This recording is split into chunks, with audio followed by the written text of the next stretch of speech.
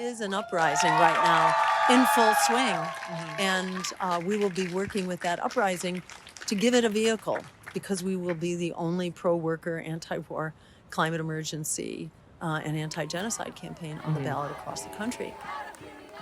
Welcome to On Strike, a production of Workers Strike Back. I'm Kaylin Nicholson. And I'm Kshama Sawant. The anti-war movement has gained renewed momentum, with dozens of university campuses across the nation seeing mass encampments and protests against the Israeli state's genocidal war on Gaza. The Guardian newspaper has described the protests as, quote, perhaps the most significant student movement since the anti-Vietnam campus protests of the late 1960s, end quote. Police crackdowns on the protesters have intensified. Reports indicate that arrests of students had exceeded an estimated 1,800 as of May 2nd, with hundreds facing criminal charges as well as suspension and even expulsion. Some campuses have been subjected to particularly brutal police repression. At Columbia University in New York, a mass police raid has effectively shut down the entire campus. Students peacefully occupying a building on campus described being ambushed, tackled, and beaten by police officers in full riot gear. The LAPD's crackdown on the protesters at the University of California at Los Angeles, UCLA, has been shockingly violent, including apparently the use of rubber bullets, as reported by some news outlets, and as seemingly shown in video taken by Annenberg Media. It has also been reported that the police essentially vacated the area while a group of right-wing thugs were allowed to attack the encampment. In response to these appalling attacks, UAW 4811, the Graduate Student Workers Union at UCLA, voted to authorize a strike opposing police repression of student protesters and affirming their solidarity with the students' aims of ending the war on Gaza. One of the people arrested at the campus protests was Jill Stein, who, along with Cornel West, is one of the two left anti-war presidential candidates running this election year. Stein and her campaign are calling for an end to the war on Gaza. She's campaigning against the war machine that enriches military contractors, lobbyists, and politicians while it fuels devastation around the world and impoverishes the American people. She's also calling for an economic bill of rights, including the right to a living wage job, housing, food, healthcare, and education, a real Green New Deal with massive investment in green jobs, industries, and technologies, and for an end to systemic discrimination. Stein was one among more than 80 protesters arrested at Washington University in St. Louis, Missouri on Saturday last week as the anti-war protests were starting to sweep the entire nation. Our episode today is a special conversation with Jill Stein, who was interviewed by Matt Malloy, a member of Workers Strike Back and of the National Association of Letter Carriers. Matt caught up with Jill Stein at the University of Missouri in Kansas City and asked her a number of important questions. On Strike will also be bringing you a sit-down interview with Jill Stein, in which we will talk more about her campaign. In today's interview, Matt spoke to her about how she got arrested, about the way forward for the anti-war movement in the face of escalating repression, about the role of the labor movement within that, and about the important role of left anti-war candidates in this election, where both major party candidates are openly pro-war and hostile to the protest movement. Before we get to the interview, I want to remind you to like this video and subscribe to our channel. If you have been watching On Strike, you know that we bring interviews, political analysis, and strategy for the working class of the kind you simply won't find in the mainstream media. Become a member of Workers Strike Back to help ensure we can continue to organize to rebuild a fighting labor movement, and that On Strike can continue to bring the working class perspective we so badly need. We don't run any ads, we don't accept any corporate money, and we rely entirely on donations from working people. Go to workersstrikeback.org and click on Become a Member. After you watch the interview, stick around for our thoughts on Stein's responses, our analysis of the presidential election and her campaign, and on what we think working people can do in this election, in which we are faced with the horrific choices of Biden and Trump. Dr. Jill Stein, thank you so much. My name is Matthew Malloy. I'm a member of Workers Strike Back and Socialist Alternative. I am a mail carrier in Kansas City, Awesome. a member of the NALC. Local 30. So thank you so much for being with us today. My honor, my and joining pleasure. us for the On Strike broadcast. It's a pleasure. As I said, I know it's been a whirlwind 36 hours. So can you tell us about your arrest at the anti-war campus encampment at the at Wash U over the weekend a little bit? So it was both inspirational and extremely brutal. Yeah. The inspirational part was the students who were putting everything on the line to stop this genocide and insisting on their constitutional rights of free speech and the right to peacefully gather and to protest. And those rights were basically assaulted by police who've been trained as part of the larger, St. Louis police force that has been trained with the IDF. We now call it the IOF, the Israeli Occupation Force, who's now spreading their tactics around the world, like their weapons, get tested on Palestinians and then distributed around the world. That has come home to haunt us here. So it underscores, all the more about why we need to just break this connection, both by way of the genocide and the role of the U.S. in sponsoring these weapons and in paying for this outrageous violation of human rights. As Gaza goes, we all go. We're looking at essentially the normalization of torture and murder on an industrial scale of children. So it was wonderful to see the students of Washington University standing up, lots of them, there were probably 150, something like that, that were there at the encampment, and all these beautiful tents and this wonderful gathering, an inspired gathering. There's a lot of teaching going on.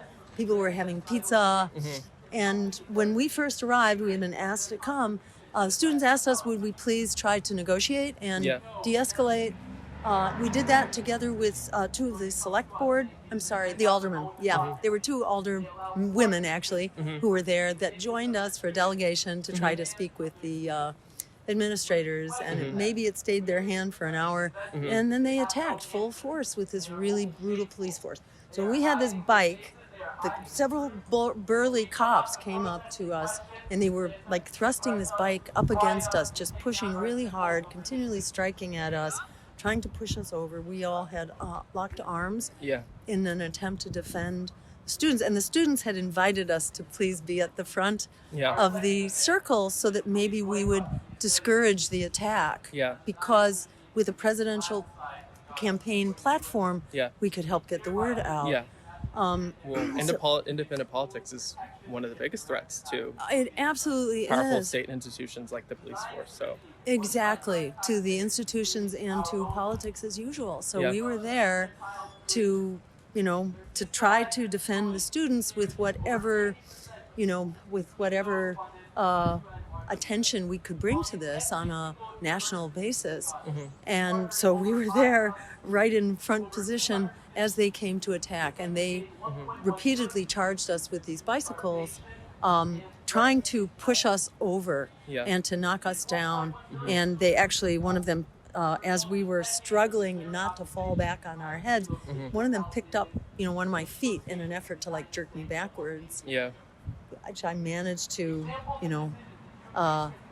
struggle free in the effort to maintain my balance. But, it's like their tactics were so manipulative and so dehumanizing. It just to me, it represented how the evil that's being perpetrated on Gaza, it doesn't stay in Gaza. They're destroying human rights, they're destroying international law, and they're really destroying our future and any integrity that we had in our police forces. It's really just, it's completely corrupt and militarized now. That, in conjunction with the 1030 program that redistributes surplus military equipment to our towns and cities.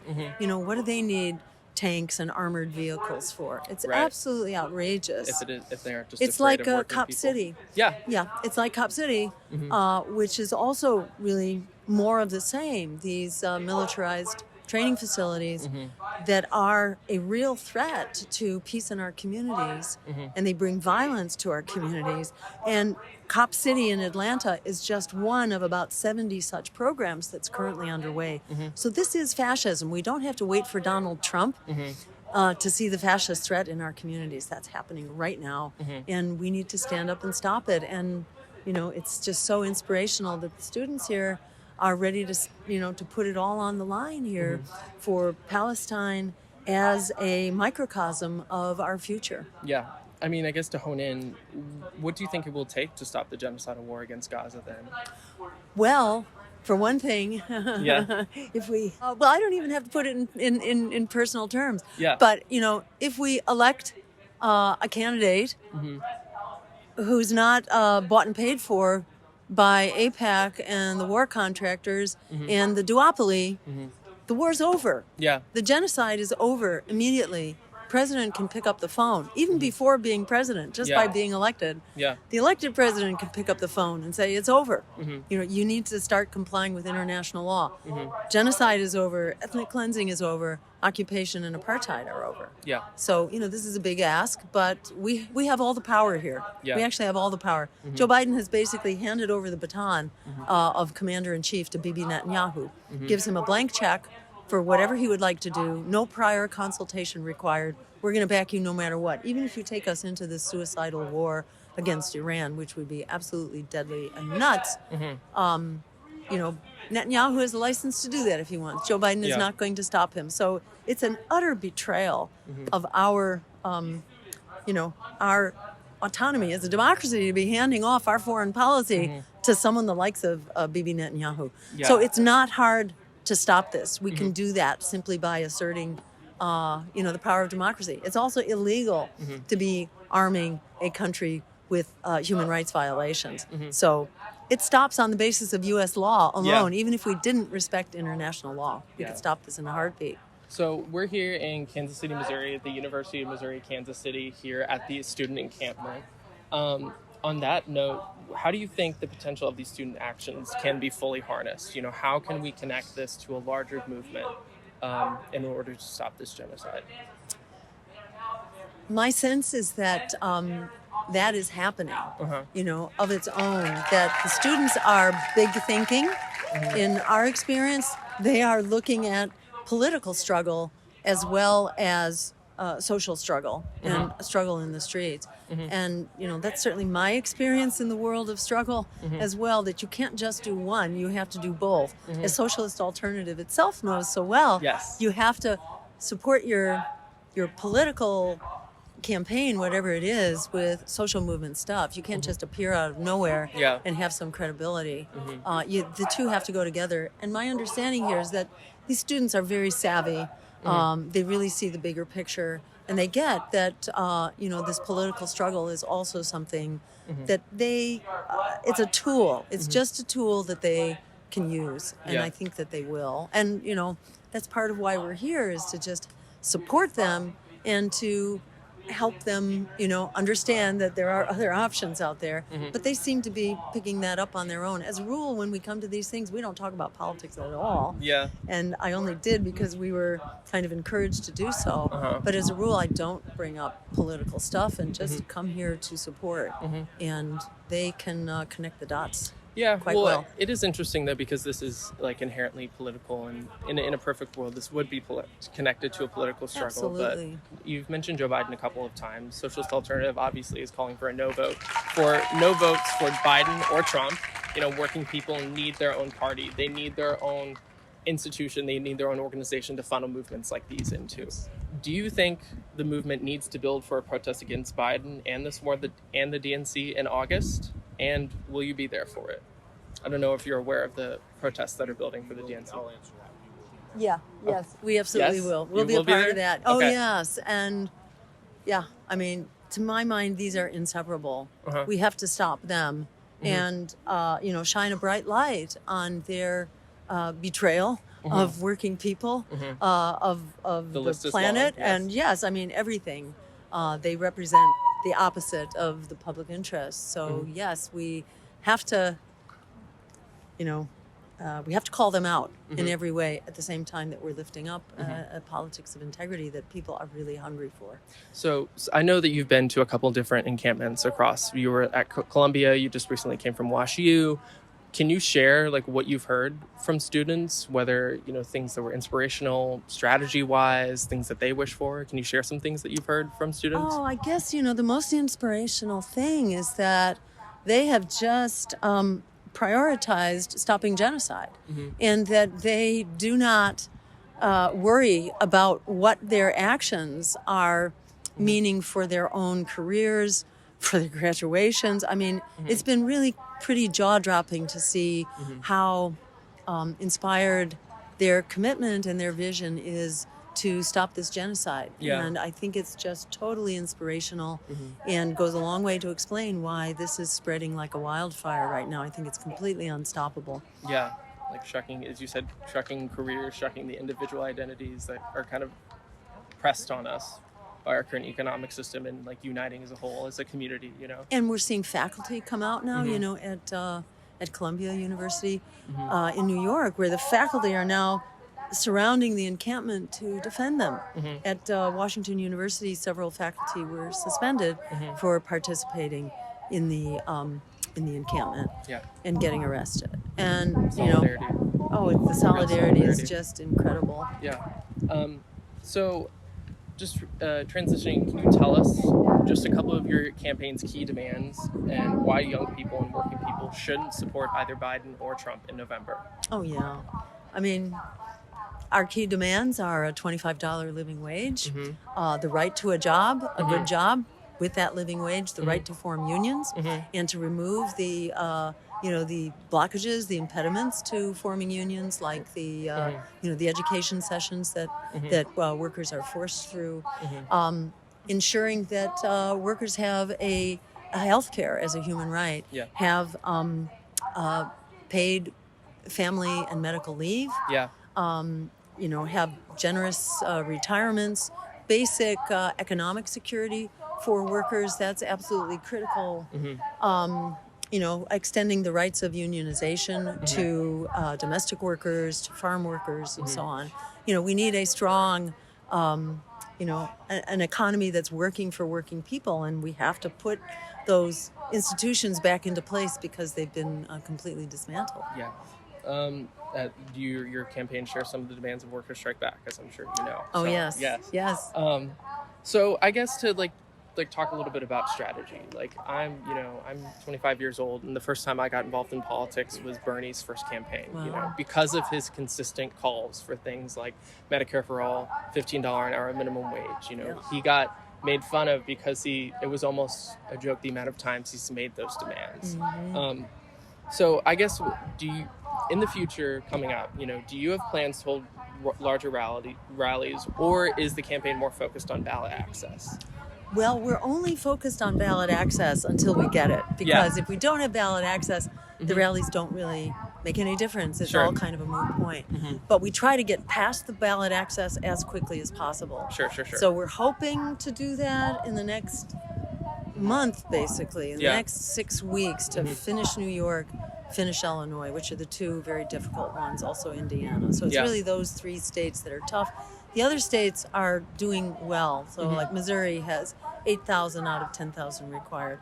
So we don't have to be so focused once we've gotten past the big impediments. And then we'll be full bore, helping to lift up the struggle right now, because people are beside themselves, and really revile this system and despise the two zombie candidates that are being forced down our throats. People didn't like them first time around.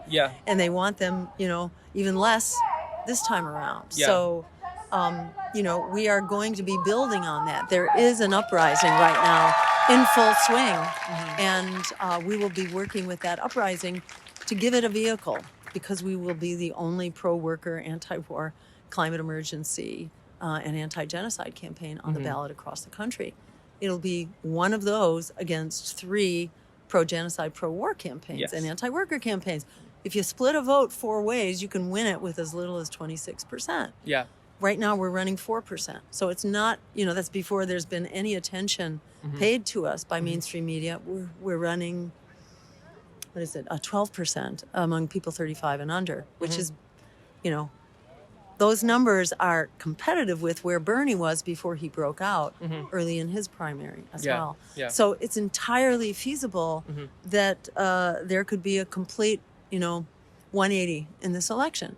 It could actually happen if we stand up with the courage of our convictions and say, we demand good jobs now. We want a Green New Deal that's going to create really good programs in our communities for good wage jobs with union protections that revive manufacturing, that transition the economy to a green and sustainable economy, and which unleashes hundreds of billions of dollars also on day one. Yeah. On day one, by declaring an environmental emergency, the president can both unleash the power to stop fossil fuel development and unleash hundreds of billions of dollars to create the alternative jobs that are community friendly, that keep workers healthy, that keep the environment and our natural resources healthy too. So there is a good way forward here, and there are tools to actually make that happen. Yeah.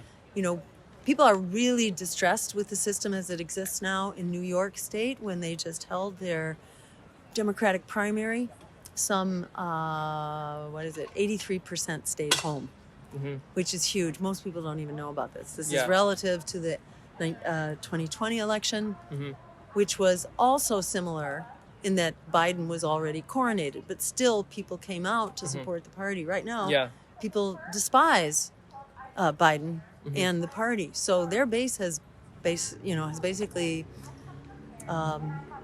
disappeared.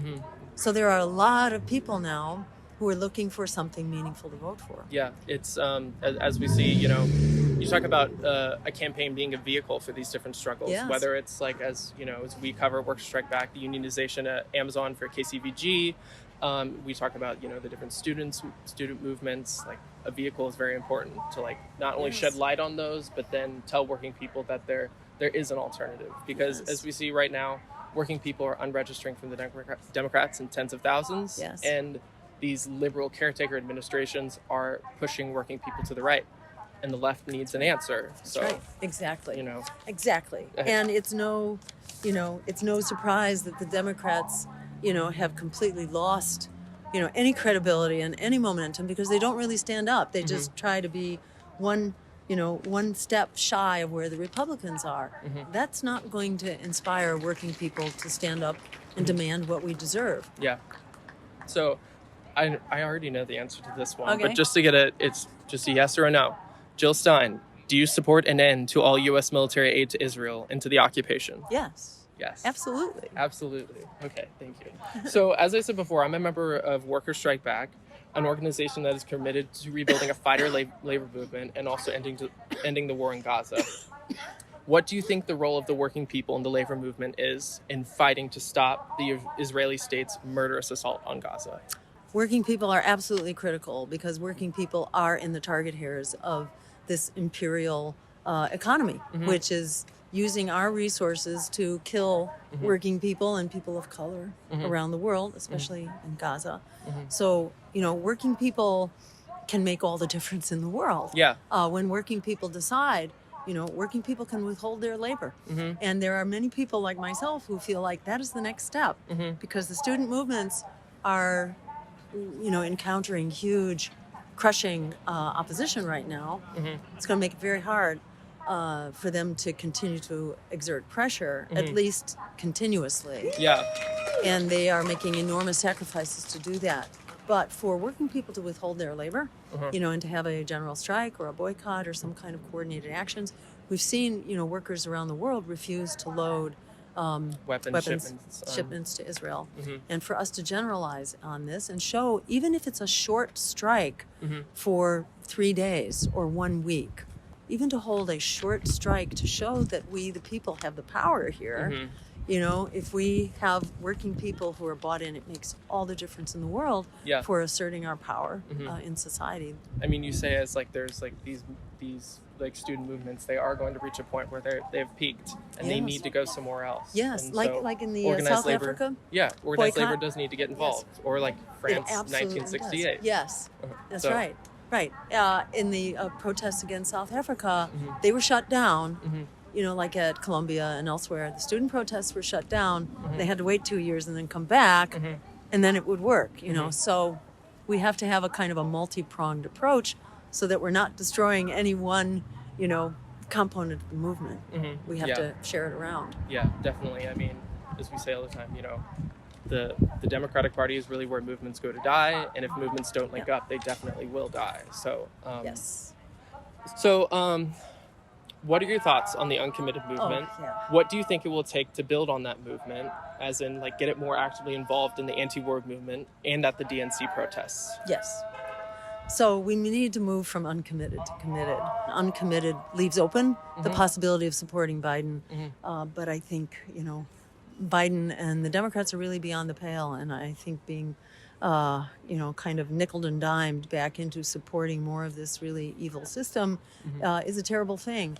So it's really important that we move from uncommitted to committed, and that we commit to opposing everyone who supports genocide, occupation, and apartheid, and we move to being committed to actively supporting campaigns that resist. That's the only way we're going to move forward.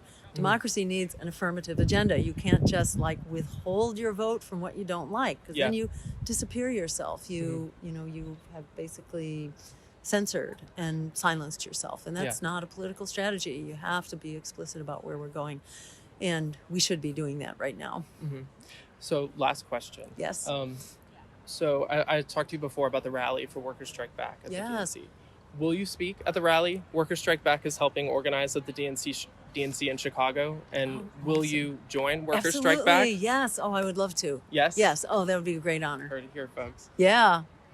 No, I'm really looking forward to it. We are definitely planning to be at the rallies, both at the DNC and the RNC, and making a really strong show of force for working people in opposition to the war, in opposition to this crushing inequality and the suppression of workers and the smashing of our climate. I mean, we have everything to gain and nothing to lose, especially by joining forces in a broader way. At a time like this, when people have had it with politics as usual, there is an uprising in full swing, and we need to be a part of it and take this, provide a vehicle for actually taking power as soon as we possibly can. Don't forget to mention your campaign manager, who's also a candidate. Oh, yes. And by the way, my campaign manager is one of the many people who are part of this uprising, who is running in the 2nd District, right, for Congress in Washington State. My name's Jason Call. I am a candidate for Congress in Washington's 2nd District. I'm running against Rick Larson, who is one of the worst Zionists in Congress, one of the worst Democrats in Congress, gets most of his funding from the war machine, the fossil fuel industry, and his biggest funder last year was AIPAC. This is my third run. And in both prior runs, I got over 30,000 votes, and this is actually one of the best chances that the Green Party has ever had to get a member of Congress elected and unseat a complete corporatist. Okay. We love some independent politics. Everything she said, I believe also. Just easy, real quick. Well, once again, thank you so much, Dr. Stein. Thank you so much for being here and for taking the time, as always. Thank you. Anytime, just really support your work, and looking forward to joining forces with you in whatever way we can. Awesome. See you in Chicago at the DNC. I'm looking forward. Thank you. I think it's really important that Stein is using her platform as a presidential candidate to take a public stand with the anti-war movement by attending these campus protests against the genocidal war on Gaza. And that she didn't just attend, but refused to back down when the police were intimidating and arresting protesters at Washington University, leading to her own arrest.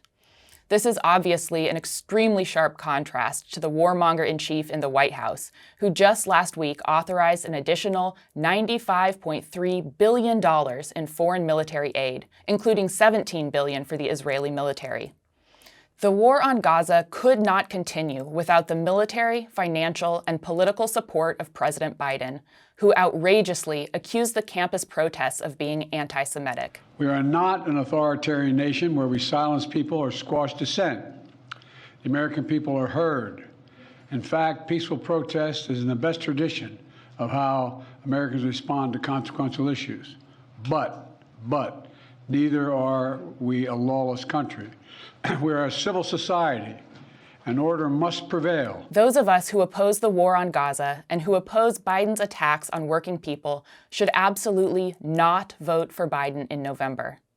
Supporting the Democratic candidates as the supposed lesser evil with the idea that it will stop the rise of the right wing is both a failed and completely counterproductive strategy.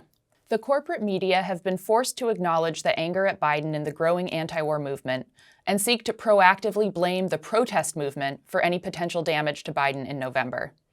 The New York Times says, quote, "As scenes of campus turmoil play out across the country in the final days of the school year, the moment also carries political risk for a party that has harnessed promises of stability and normalcy to win critical recent elections and faces a challenging battle for control of the government in the fall," end quote. The Democratic Party is and always has been a party of the bosses, of imperialism and war, as of course is the Republican Party. Working people desperately need a party of our own that will fight for our interests unambiguously and effectively, one that will base itself on movements, fight against the capitalist system, and defeat the billionaires and the political establishment, rather than capitulating to them. Every attempt to reform the Democratic Party has hit a brick wall, most recently with Bernie Sanders and the Squad, who have now sold us out. Our real power is in mass movements, in strikes, in fighting by the millions against the status quo and capitalism. It is not in the completely false choice between Democrats and Republicans.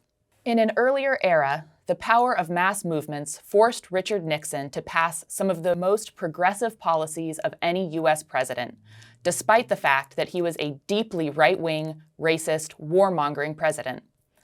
If we bow every 4 years to the pressure to support the corporate Democratic candidates who are actively attacking us, the Democratic Party will continue to carry out worse and worse attacks because they can get away with it so long as we have no alternative.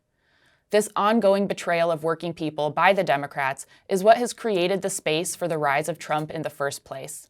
It is an indisputable fact that for millions of working people, Biden has not represented their interests, and the powerful feeling that they are worse off now than they were when Biden was first elected in 2020 has caused a dramatic increase in retroactive support for Trump's presidency, increasing the likelihood of a return of Trump's dangerous right-wing populism. Before the rise of Trump, there was the right-wing populist Tea Party, which rose out of the betrayals of Obama, including on single-payer health care, escalating the war in Afghanistan, and historic attacks on immigrant rights, becoming the deporter-in-chief. We cannot forever delay the creation of a new party. War and climate catastrophe are bearing down on us. Supporting independent left candidates is an absolutely essential and immediate step needed to build a new party. Working people and the anti-war movement also absolutely cannot have illusions in Trump or RFK Jr. As we have said before, both Biden and Trump and the Democratic and Republican parties are representatives of U.S. imperialism and the capitalist class. Trump has been openly hostile to the anti-war movement and the campus protests.